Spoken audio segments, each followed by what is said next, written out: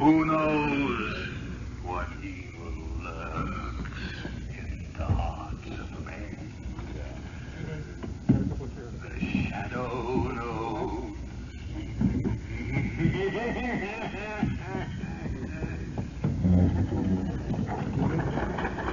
Blue Coal presents The Shadow, the man of mystery who strikes terror into the hearts of shopsters, lawbreakers, and criminals.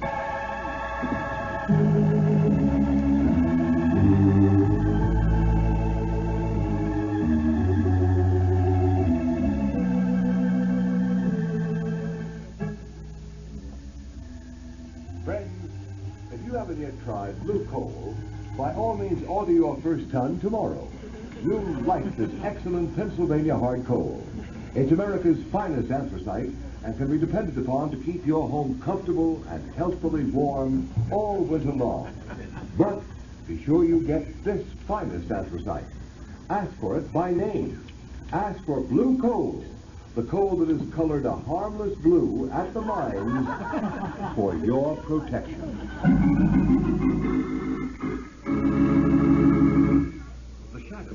Is in reality Lamont Cranston, wealthy young man about town.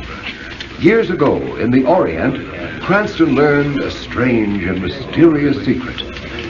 The hypnotic power to cloud men's minds so they cannot see him. Cranston's friend and companion, the lovely Margot Lane, is the only person who knows to whom the voice of the invisible shadow belongs. Tonight's episode, Murder by the Dead.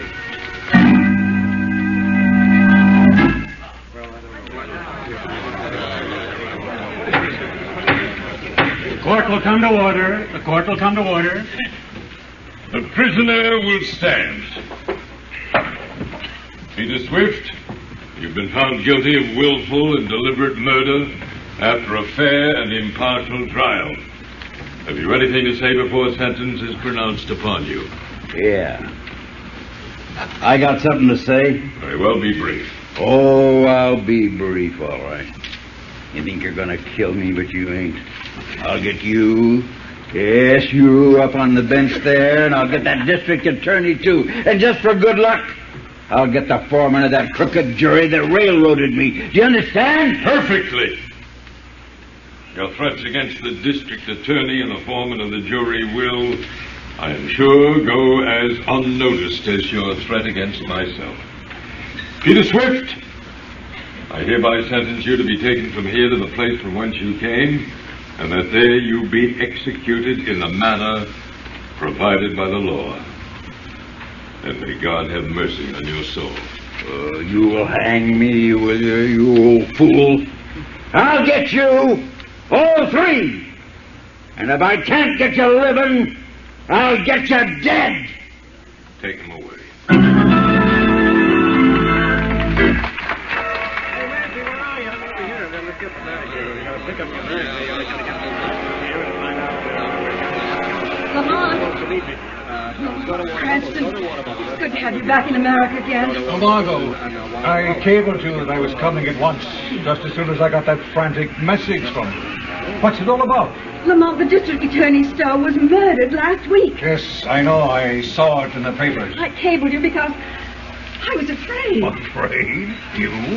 What's the matter? Spooks? Well, I'm trying to believe it isn't. Oh, darling, you're talking nonsense. I only hope I am. Lamont, it was District Attorney Stowe who prosecuted that murder of Peter Swift 6 months ago. Yes, I remember. The chap who threatened to come back and get Stowe and Judge Clyde and the foreman of the jury. You haven't forgotten who the foreman of the jury was, have you? Oh, by George. It was your father, wasn't it, Margot? Your father is the third on the list to die. Yes, now do you understand? Oh, but my dearest girl, you surely don't intend to suggest that... But I mean, Peter Swift was hanged. All I know is that 3 men were threatened, and one of them is dead. A coincidence, of course. Well, perhaps. But I know you'll think I'm a fool, Lamont, but and I don't know how, but perhaps Peter Swift has come back. Peter Swift was executed. Hanging is usually effective. But there is something in what you say, I wonder now. So we're asked to believe that Peter Swift has come back from the land of shades to kill 3 men. 3 were threatened. 1 is dead, murdered. The killer must be, then, a ghost, a shade. Well, my dear, I suppose there's only one thing that can be opposed to a shade. And that is? A shadow. My dear Margot, a shadow.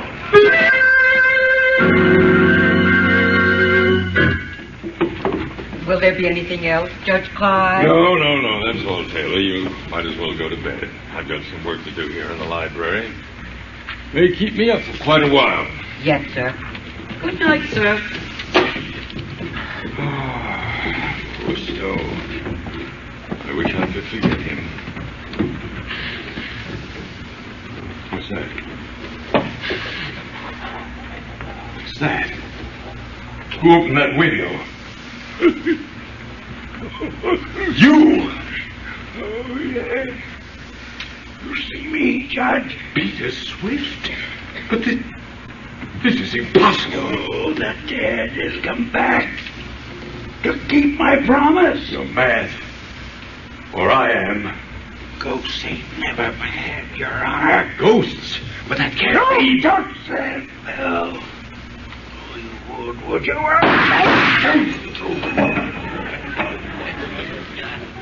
That's 2 of them.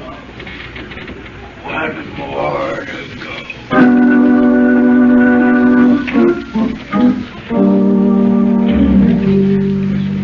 Cardona, you got that Clyde housekeeper outside? Yes, Commissioner. Well, shoot her in. I'll get to the bottom of Judge Clyde's murder if it's the last thing I ever do. Come in, Taylor. Commissioner Wilson wants to talk to you. Oh, yes, sir. This is Taylor. Yes, sir. I want to check your story. You told Sergeant Riley you left Judge Clyde in his library about 11 o'clock? If that's right, sir. Then what did you do? I locked the front door, and then I started to go up to bed. Go on. As I was passing the library door, I heard voices inside, so I listened. You see, I had let no one in, as I was surprised. Don't apologize. What did you hear? I heard a hushed voice, and then there were 2 shots, and the bell jangled. Now, you tried the door. It was locked. So you ran around outside the house to the window, which you found open, right? That's right, sir. What kind of a voice was it you heard? Well, it was a kind of a hoarse, whispering voice. I couldn't make out what it said. I see. All right, Mrs. Taylor, that'll be all for the present. Oh, yes, sir. Commissioner Weston. Yeah. You think the Cardona. shadow murdered Judge Clyde? I don't know. Commissioner Weston speaking. You. So, you recognize my voice, Commissioner? I'm flattered. I wish I could get my hands on you. Get your hands on a shadow. Come, Commissioner. What do you want? As usual, just to be helpful. I can do without your help. I wonder. However, I've got a little suggestion for you. Have you ever thought of exhuming the body of Peter Swift? Peter Swift has been dead for 6 months. What do you want me to do? Get you a lock of his hair? Trace this corner. Don't bother. I'm walking from a booth at Union Station, and I'll be gone before you can get anyone here. No, Commissioner, I don't want a lock of Peter Swift's hair. Even if I did, I suspect you couldn't get it for me. I imagine he's still wearing it. Yeah, maybe. In this car. I wonder. District Attorney Stowe and Judge Clyde have been murdered. There's only Mr. Lane left. I don't believe in ghosts. No, but you believe in his shadow, don't you? Hello. He's hung up. What was that all about? Cardona, get an order for the exhumation of Peter Swift's body.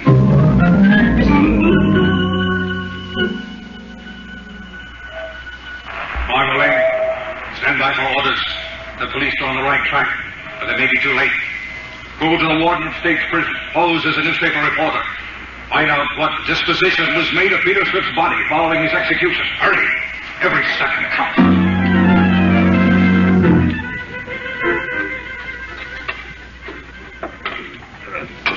Sure planted him deep, didn't they, Commissioner? I don't want any cracks on it, Colonel. Haven't they gotten down to that coffin yet? How you coming, boys? Just hit the coffin, sir. We'll have it out soon now. Well, snap into it and get the ropes on. I don't care much about this job, Colonel. The digging of murderers in the middle of the night isn't my style. I'll have to take charge, sir. I know, Mike. But this is more or less of a personal matter between myself and that fiend who calls himself the Shadow. Get on those ropes. All right, boys. Pull those ropes. All right, hold that rope short. We don't want him slipping back on us. Now pull. Here she comes, sir. All right. Get busy with those screwdrivers and get the lid off. It's just nailed on, Commissioner. Then pry it off. That does it. She's open, Commissioner. Well, let me look. Now we'll know. What's this? Looks to me like bricks. The coffin's filled with bricks. But where's the body? Where's Peter Swift? Ask the Shadow. Shadow, no.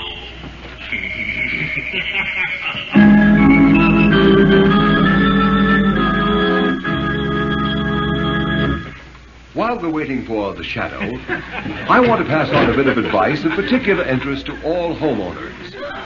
If you're anxious to cut down your doctor's bills this winter, to keep your family free from a lot of sniffles and colds, then by all means burn anthracite or hard coal, because anthracite is the healthful fuel.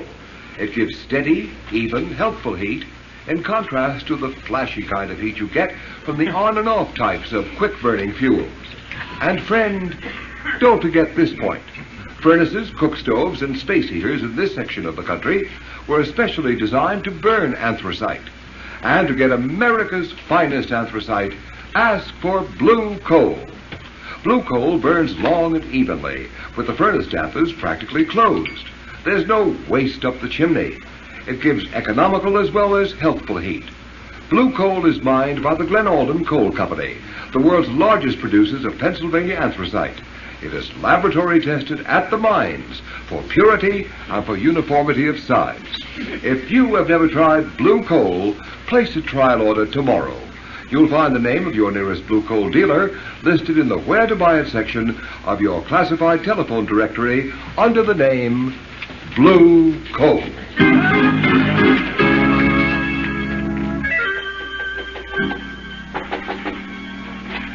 Oh, Lamont. Thank heavens you're back. Well, come in, Margot. Lamont, I was right about Peter Swift. I was right. Yes, I know you were. I found out from another source. My darling, you're trembling. What's the matter? Oh, I'm all right. I've just come from the prison now. I guess all that talk about bodies and executions has unnerved me a little.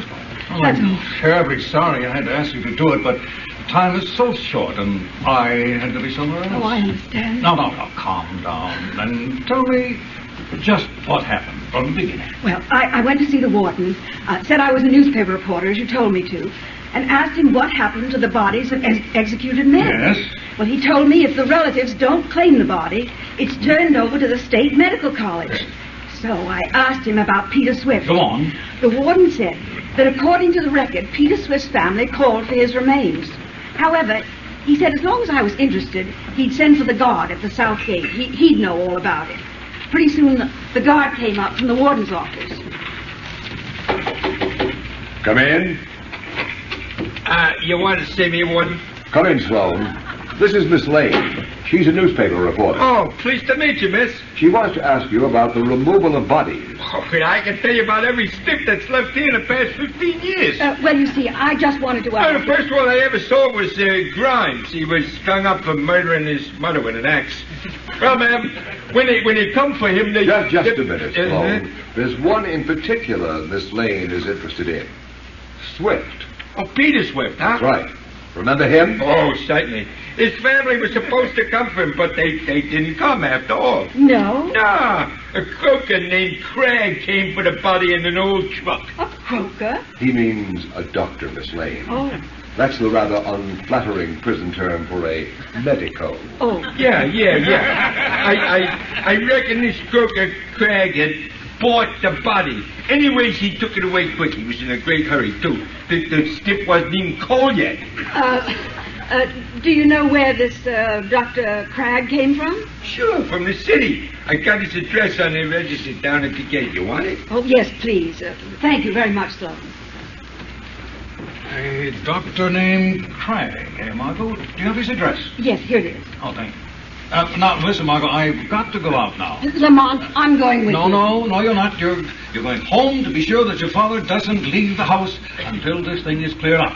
I don't think it'll be for long, but I don't want to take chances on his safety. But where are you going? Shadow is going to pay a visit to a certain Dr. Cragg.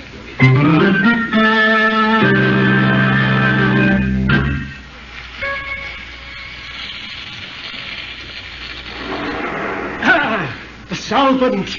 At last! I've got it! Dr. Cragg? Huh? Who was that? Who spoke? Does it matter? I'm right here at your elbow. You lie. I'm the only person in the room. No, you're not, Doctor. But I wouldn't turn around to find out if I were you. Where are you? Where's that voice coming from? I can swear there's no one else here. Then you must be having hallucinations. Wasn't you, Doctor? I'm sane. Sane. I'm sure you are, but you can't see me, that's all. What do you want? Just a favor at a price. A good price. How much? $20,000? Yes, a good price. Well, I've got a friend booked to hang on the 23rd of this month. What's that got to do with me? Right here. 20 grand. Who's your friend? His name is Louis. Three-fingered Louis. Well, what am I supposed to do about it? Perhaps you could keep him alive. So, why come to me? Drop that gun, Doctor. I've got you covered. You dirty... You can't shoot the shadow. Shadow? You don't mean... Yes, I mean the shadow, Doctor. The shadow just wants a little information. You won't get it. Little information as to how you resuscitated Peter Swift.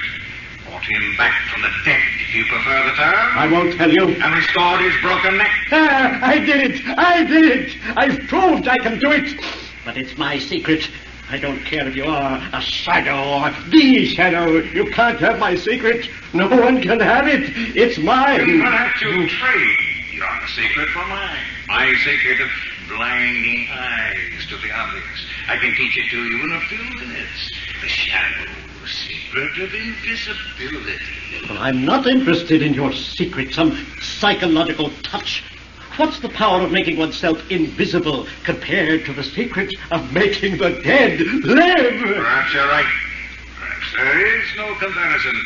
But where'd you learn that secret, Cragg? Tibet or an African jungle? I won't tell you. It's mine. How long will it be yours? For as long as I want it to be. Forever and for all eternity. Because only I know the secret, and I shall never reveal it. No. They called me a madman. They threatened to put me in an institution. You're a mad, Cragg. No. I am a genius. Well, you benefited by an exceedingly rare coincidence. No. A coincidence might happen one time in a billion, one time in a trillion. It was no coincidence, I tell you. It was my genius. And I shall hold my secret. I shall continue to make the dead live. You're making Peter Swift live has caused two other men to die. To die at the hands of Peter Swift. And what interest is that to me? I am not interested in that. Not interested in the fact that the third man may die tonight. A man named Ross Lane. What do I care about Ross Lane alive or dead? It is nothing to me. Will you bring Ross Lane back to life? Oh, I could. I can bring anyone back from the dead. I tell you, I have found the secret of life over death. I can prove it again and again. I can prove it on myself. I can die and bring myself back to life. You are mad, Craig. Oh, am I? Am I Oh, mad? Craig. Yeah, I'm only putting my gun on the table. Very well, then. I'm not afraid of you, even though I can't see you, you see? Yes, Craig. And I will prove to you what I just said. I am not mad. I am a genius. I have found the secret. Stop that. What was that? Why did you put that fountain pen in your mouth? Oh, so that's it. Potassium cyanide in that pen, huh? And you think you'll bring yourself back to life, huh? Oh, Craig, you were a fool. You were a madman. So now, just a shadow against the ghost. Ghost of Peter Swift. But never the ghost of Dr. Craig.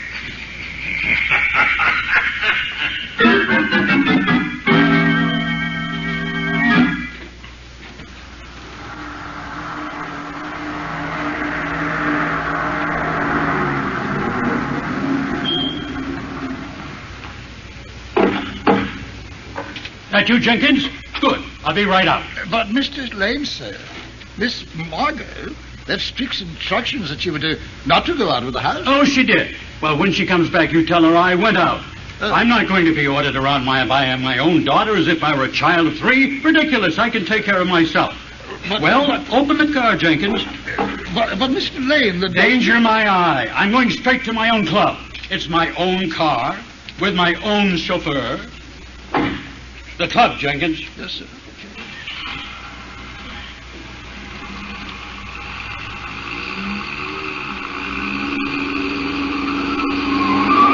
Jenkins, be careful. You turn that corner on 2 wheels. Remember, I have a weak heart. Drive carefully. Jenkins, did you hear me? Jenkins, what's the matter with you? Stop the car this instant. Jenkins, why, you're not Jenkins. For me. Why, Slade. Why, you're Peter Swift. Ghost? I don't care who you are. Stop this car. Let me out. Let me out.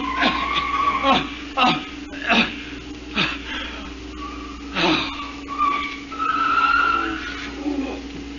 Went and croaked by himself.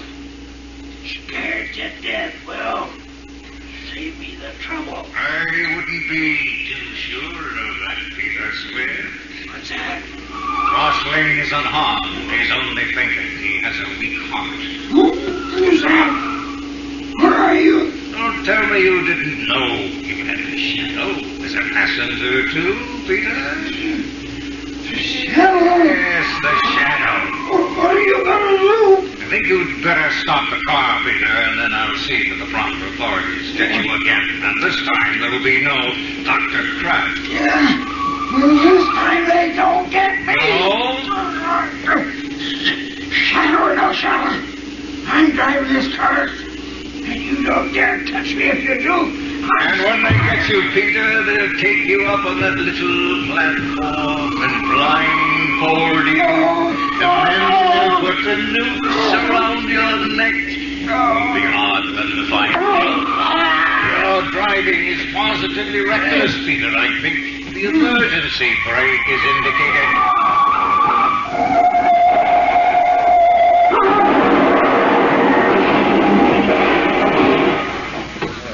Did you see that crash? That's something slide. That car's a total wreck. We have got 3 head-ons. Please let me in. I'm a doctor. How about it, Doc? The old man in the back is all right. He's just fainted. Shock, probably. And the other? Well, I'm afraid the shock he is done for. Broken neck. No, this is funny. What's that, Doc? The chauffeur has a metal brace on his neck now. He must have broken it once before.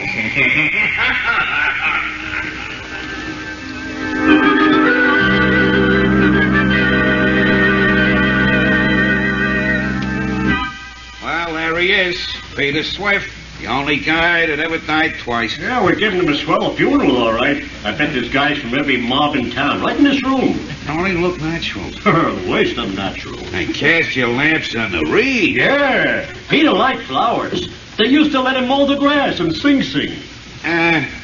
Who sent this little bunch of funny blue flowers? Huh? Them is forget-me-nots. Well, ain't there no card? I guess there isn't that. My gosh. Look here. What does it say? The shadow.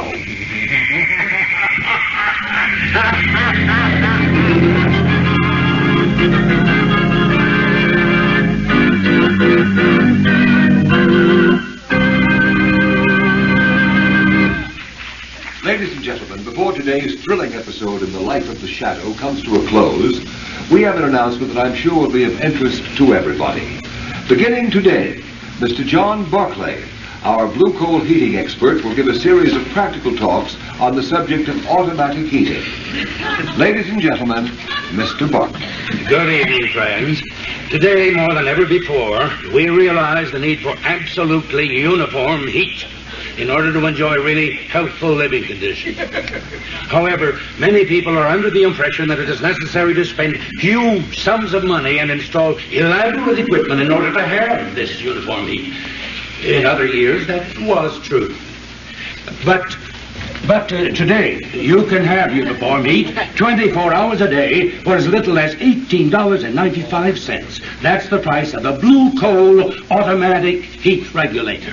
Is this a simple device which can be installed on any kind of heating equipment? Oh, yes. It works equally well. Hot air, hot water, steam or vapor heating plants, even on space heaters, which you probably know of as parlor stoves. Not only is the blue coal heat regulator so inexpensive that anyone can afford one, but its operation is simplicity itself. It consists of a thermostat located right upstairs where it's always handy, or you can have it in your living room, your dining room, your kitchen, anywhere at all. This thermostat is then installed to connected to a silent motor located in the basement near the furnace. Is it easy to install? Why, yes.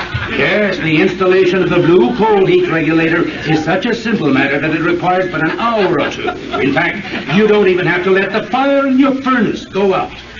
And the charge for installation is very low, averaging around $5. Why not drop in to see your nearest blue coal dealer and let him tell you more about this remarkable new heat regulator? You'll find he's the outstanding heating authority in your community. And take advantage of his John Barclay trained serviceman, who is qualified to give you expert counsel on any heating problem at no charge whatever. I thank you.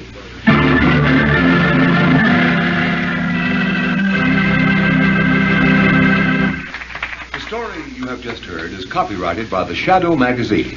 Any similarity to persons living or dead is purely coincidental. Weed of crime bears bitter fruit. Crime does not pay. The shadow knows.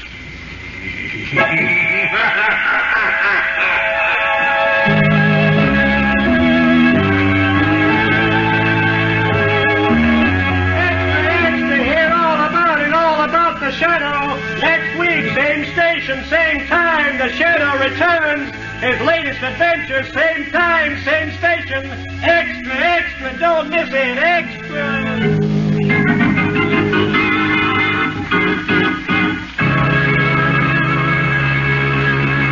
Our cast tonight has included Dwight Waste, Margot Stevenson, Parley Bear, Jackson Beck, Arnold Moss, Sidney Sloan, Trudy Warner, Arthur Anderson, Dick Osgood, John Nanovic, organist Rosa Rio, and Terry and Ken Ross on sound effects. Is there another name I should mention? And of course, Carl Weber as John Barclay.